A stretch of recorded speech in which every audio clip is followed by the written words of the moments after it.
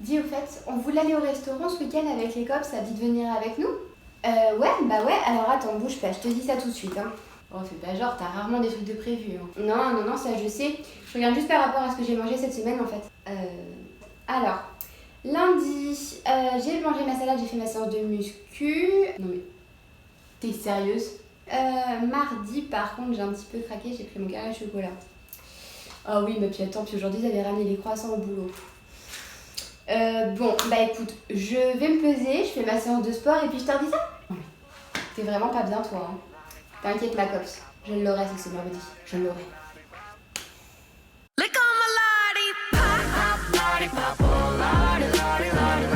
Yo tout le monde, j'espère que vous allez bien, que vous avez réussi à atteindre vos objectifs de summer body pour cet été, hein. Bien évidemment en utilisant toutes les astuces, les conseils et les produits minceurs qu'on trouve sur le net. Oui, j'ai bien dit le net, je date du siècle dernier, j'ai bien dit le net. J'espère aussi que vous vous doutez que je rigole en vous disant ça, hein, parce que quand même on commence à se connaître. D'ailleurs, si vous ne me connaissez pas, eh bien je suis Lucie et je vous partage ici sur YouTube des paroles de diète tous les 15 jours, le dimanche à 10h. Alors je vous invite à vous abonner. Et pour aujourd'hui, la veille de l'été, quel sujet mieux que la perte de poids? Le culte du corps à préparer pour l'été, on connaît tous. Mais est-ce que c'est vraiment bien? Qu'est-ce qu'il faut faire pour perdre du poids? Ou plutôt, qu'est-ce qu'il ne faut pas faire pour perdre du poids? On s'attaque donc tout de suite à 3 mythes sur la perte de poids. Ça fait beaucoup de fois que je dis perte de poids. Nombreuses sont celles qui proposent, voire qui imposent la mise en place d'un carnet de suivi alimentaire, une sorte de journal intime où on note à peu près tout ce qu'on mange. Pour les plus ardus, on peut même y noter les séances de sport, le moral du jour, le poids, etc. On peut aussi noter dans ce carnet ce qu'on avait envie de manger mais que finalement on n'a pas mangé. Quel est le but de cet outil? Et bien à la base, c'est de se souvenir précisément de tout ce qu'on a mangé, de la bonne salade super healthy, faut vraiment que j'arrête avec ce mot que je ne sais pas prononcer, au burger pas du tout healthy, en passant par le petit carré de chocolat pas mal sain mais pas hyper sain non plus. Enfin paraît-il. Cet outil de carnet alimentaire, ça peut être hyper pratique pour votre diététicien ou votre diététicienne qui va pouvoir mieux appréhender les quantités que vous avez mangées et du coup mieux adapter ses conseils pour vous, pour votre prise en charge. Mais le but, c'est pas d'avoir le carnet à portée de main prêt à dégainer le stylo au moindre moment où vous vous apprêtez à manger quelque chose, hein. Franchement, vous allez au resto, bah oui, enfin ils ont ouvert, ça y est, on peut y aller. T'es là, t'attends ton plat pendant 3/4 d'heure, quand il arrive, t'as qu'une envie, c'est de le manger et de le savourer. Pas d'être là en mode alors on peut dire qu'il y a environ 50 grammes de salade, peut-être une tranche de jambon. Par contre, je trouve qu'il y a beaucoup de fromage. Non, tu mettrais combien toi? Non. Vous vous asseyez, vous le mangez, vous le savourez, point barre. On notera plus tard. Est-ce que moi je recommande cette pratique? Pas forcément. Le GROS, c'est-à-dire le groupe de réflexion sur l'obésité et le surpoids, met en avant que cette pratique peut aider à la prise de conscience quant à la qualité et aux quantités des aliments. Et quand on prend le temps de faire un carnet alimentaire complet, on peut prendre conscience de nos sensations, des situations qui nous poussent à manger plus ou de façon compulsive. En soi, dit comme ça, c'est effectivement un outil très complet et très intéressant. Moi, j'aurais tendance à dire que ce n'est pas forcément adapté à chaque personne. C'est une méthode qui peut entraîner beaucoup de culpabilité, de honte vis-à-vis de la qualité des aliments, de la quantité consommée. Et c'est aussi une méthode qui demande du temps, de la rigueur et qui peut vite devenir addictive, un petit peu comme le comptage des calories d'ailleurs. Et puis cette méthode, même si elle nous aide à prendre conscience de nos comportements alimentaires, on peut vite tomber dans l'hyper-contrôle en s'assurant d'avoir respecté toutes les recommandations, c'est-à-dire au moins 2 fois du poisson par semaine, dont au moins 1 fois du poisson gras, limiter sa consommation de charcuterie à 2 fois par semaine grand maximum, veiller à avoir une céréale complète par jour tous les jours. Franchement, ça devient vite hyper addictif, hein. Il faut savoir que l'équilibre alimentaire, ça ne se fait pas que sur une journée, ni même que sur une seule semaine. Si pendant une semaine, vous ne mangez pas du tout de poisson, ben c'est pas la mort, vous en mangerez la semaine d'après, tranquille. Avec cette méthode, il y a à mon sens un risque non négligeable de développer des comportements orthorexiques, c'est-à-dire vouloir avoir une alimentation absolument parfaite, super saine, etc. En s'interdisant certains aliments qui sont dits malsains, en général c'est le sucre, certaines matières grasses, et en favorisant tous les autres aliments comme les légumes, la viande maigre, des choses comme ça. Pour résumer un petit peu tout ça, tenir un carnet alimentaire n'est pas indispensable à la perte de poids et vous seul pouvez juger de si ça vous aide ou pas. À partir du moment où vous ressentez un quelconque sentiment de honte ou de culpabilité, c'est que ce n'est pas pour vous. À partir du moment où vous trouvez que ça vous prend beaucoup de temps, que vous y pensez constamment, que ça vous rajoute de la charge mentale, il vaut mieux prendre ses distances. Et si au fur et à mesure vous développez une certaine rigidité alimentaire à la recherche d'un équilibre parfait au niveau de votre alimentation, faut mieux arrêter. Bref, je pense que vous avez compris l'idée. Ah non, mais moi j'achète plus de Nutella, plus de biscuits, plus de ci, plus de ça, sinon je craque et c'est la cata. Ça, c'est de la restriction déguisée. Et qui dit restriction dit inévitablement craquage, tôt ou tard. En général, on conseille même de prendre un autre aliment un petit peu plus sain que celui qui vous fait envie. Oui, parce qu'en fait, il n'existe pas d'aliment sain ou malsain. C'est... non. T'as envie d'un morceau de chocolat au lait au riz soufflé ? C'est pas grave. Tu prends un petit carré de chocolat noir, nickel. C'est vrai que d'un point de vue purement nutritionnel, le chocolat noir est un petit peu mieux que le chocolat au lait au riz soufflé. Mais si vous n'êtes pas fan du chocolat noir, vous allez le manger sans réel plaisir et puis vous penserez toujours à votre chocolat au lait au riz soufflé. Du coup, vous allez y penser. Puis ça va se calmer. Et l'envie va finir par vous reprendre. Vous allez craquer, en acheter et vous aurez mangé la tablette en entière. À répétition, manger une tablette entière de chocolat au lait au riz soufflé, ça peut mener à un excédent calorique sur le total de la journée et au fur et à mesure vous faire prendre du poids. Donc du coup, juste, est-ce qu'il ne faut pas mieux en avoir en réserve dans ses placards ? Et puis quand vous en avez vraiment envie, de l'avoir à portée de main. Mais au fur et à mesure, vous allez apprendre à vous écouter, à écouter vos sensations d'envie, de plaisir, de satisfaction. Et pour y parvenir, il faut vous questionner. Posez-vous la question du « est-ce que j'en ai vraiment envie ?»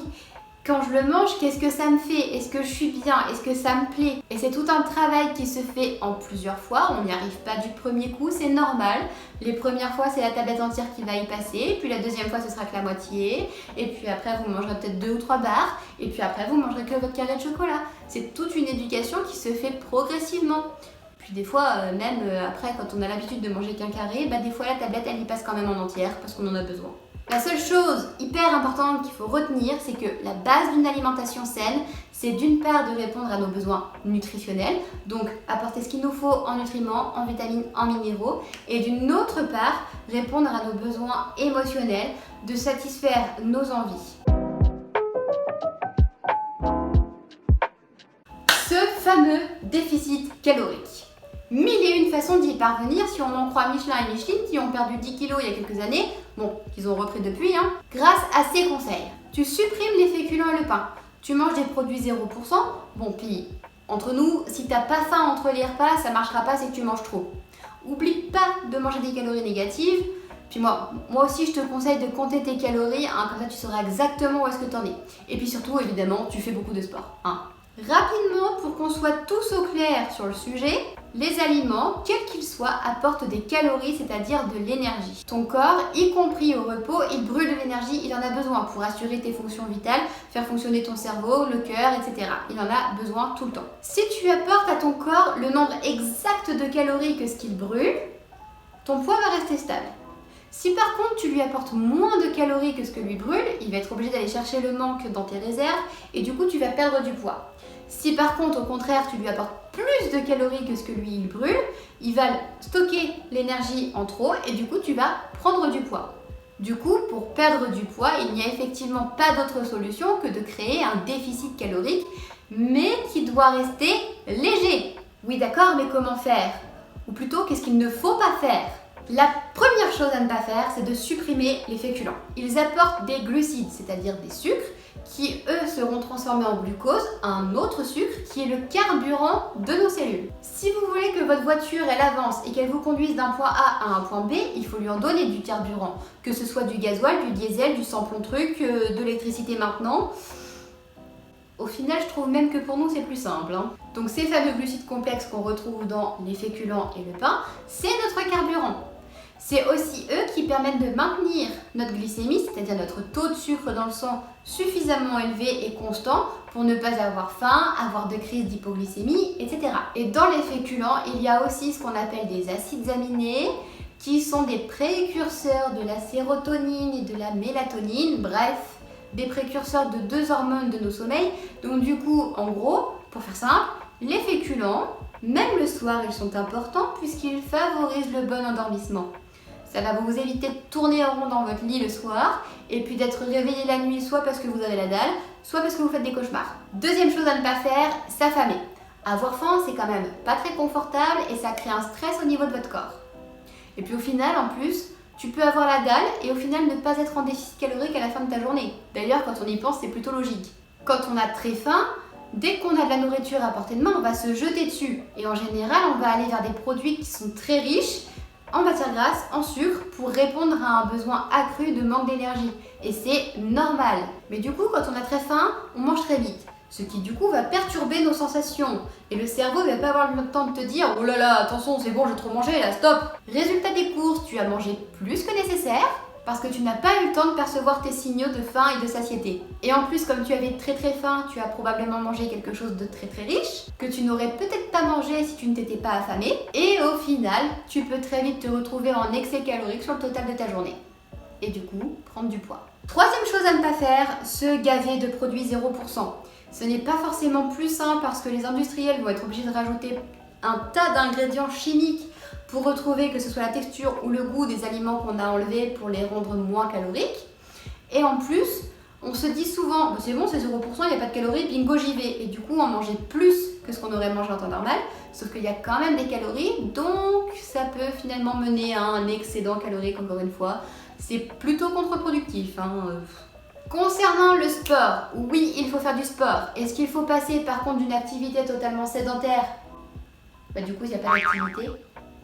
Bref, passer d'un état sédentaire à un état hyperactif en faisant 6 séances de sport par semaine de minimum 1 heure, il y a un juste milieu quand même à trouver. Passer de cet état de sédentaire à très actif, ça peut être dangereux pour votre santé parce que le corps n'y est pas préparé, que du coup ça risque de créer un déficit calorique trop important, surtout si vous réduisez vos quantités de ce que vous mangez. Puis franchement, quand on fait rien et que d'un seul coup on fait plein de choses, on est crevé. Donc du coup, vous n'avez plus l'énergie nécessaire pour faire votre sport, ça va vous décourager et vous ne ferez plus rien au bout de peut-être 3 semaines. Mieux vaut faire du coup quelques séances de sport par-ci par-là et y aller progressivement. Au final, pour perdre du poids, je vous invite à ne supprimer aucun aliment. Par contre, je vous invite à revoir éventuellement les quantités de ce que vous mangez, les quantités des matières grasses que vous utilisez. Faites de l'activité physique, oui, mais à votre rythme et surtout une qui vous convient parce qu'il n'y a pas que la muscu et le cardio. Et je vous invite aussi à vous interroger sur le pourquoi du comment vous voulez perdre du poids. Est-ce que c'est pour vous et votre santé ? Oui, mais est-ce que vous êtes actuellement en mauvaise santé avec 3 à 4 kilos de plus que votre poids de forme ? Est-ce que ce n'est pas pour répondre à cet idéal de la société de perte de poids ? Peu importe tout ça, sachez que vous êtes toutes belles, vous êtes tous beaux et vous méritez tous d'aller au restaurant qui viennent de rouvrir et de vous faire plaisir. Voilà, je crois que cette vidéo touche à sa fin. Vous pouvez me dire en commentaire si vous avez testé une de ces méthodes de perte de poids. Celui qui dit qu'il l'a fait, je lui offre un sandwich. D'ailleurs, à propos de ça, préférez le sandwich au ketchup plutôt qu'à la mayonnaise. Pourquoi ? Tout simplement parce qu'en 1830, il était vendu en pharmacie en tant que médicament. Le docteur John Cook Bennett disait que les tomates étaient très utiles pour lutter contre la diarrhée, la jaunisse, l'indigestion. Bon, après les avoir vendus en pilules hyper concentrées, tous les labos s'y sont un petit peu mis, et puis le ketchup c'était le remède miracle à tous les maux de la terre, les maux de tête, les rhumatismes, le rhume, tout. Oh, j'ai la crève. T'inquiète, ketchup. Oh, j'ai mal au ventre à cause de mes règles. Tes règles? Ketchup. J'ai une de ces flemmes. La flemme. Ketchup. J'ai le Covid. Le Covid, mais n'importe quoi. Ketchup. Je fais une crise cardiaque. Wow, arrête, prends du ketchup. J'espère que cette nouvelle vidéo vous aura plu autant que les autres. Si c'est le cas, n'hésitez pas à partager, à liker et puis à vous abonner. Ça me ferait plaisir. Et puis moi, je vous dis à dans 15 jours. Bye.